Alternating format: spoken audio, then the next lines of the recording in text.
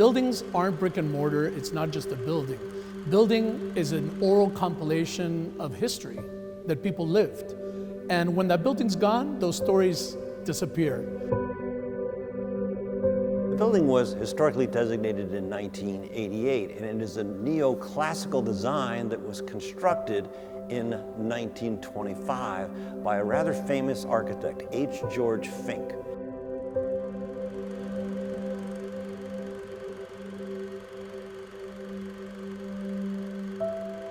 When we first acquired the building, I was the attorney that worked on the purchase of the property, and we would be having our meetings at the historic firehouse, which is across the street from this building, and we would all be so bothered about the state or condition of the building that's across the street. Are we fulfilling our purpose and mission of the CRA if we're not actively working on that building that's right in our face? And that was our starting point. The Omni CRA's function is to bring vitality and community enrichment back to this part of town. This part of town went through a very difficult period when they put I-95, ran it through the neighborhoods. It was a product of segregation at the time, and we couldn't be happier to be part of the chapter that is turning that page for our community locally. We had to meet with the right entities. We started to meet with Dade Heritage Trust. We met with a few preservationists in the area. We met with the community to get a feel of what was this entire area like before we came in, before there was a CRA, and we got a really good history lesson. When this building was first looked at, it was a mess. It took dedicated construction folks like Mass Construction. It took architects like Heisenbattle Architects to really come in here and be meticulous in their renovations.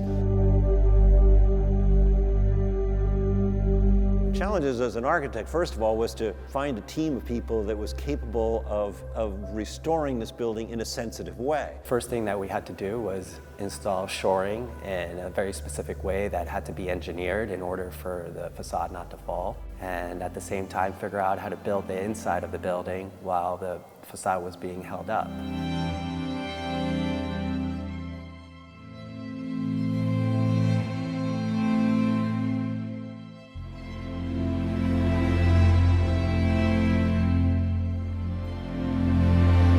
All the drawings we want, but at the end of the day, there's a massive labor effort and engineering effort that goes into reconstructing a historic building such as this.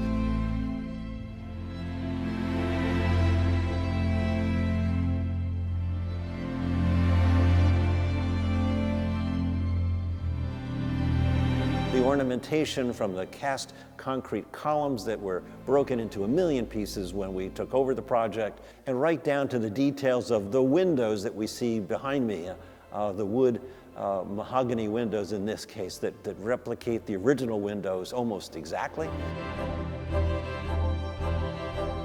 This project came to us through the Omni CRA. Without the initiatives that were taken by the Omni CRA, we would never have been able to restore this building and restore the fabric of the street. It is exactly the mission of the CRA.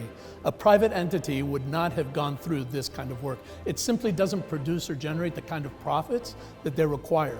And that's exactly why you need entities like the Omni CRA. We're a community redevelopment agency. We have to connect communities. We have to create affordable housing, preserve affordable housing. We also have to commit to historic preservation. How do you put a price tag on community? How do you put a price tag on moving a community forward? But the fact that it is now literally 100% complete and ready for new tenants, knowing the way the building looked when we took it over, knowing the fact that it was a structurally unsafe building, this is music to my ears.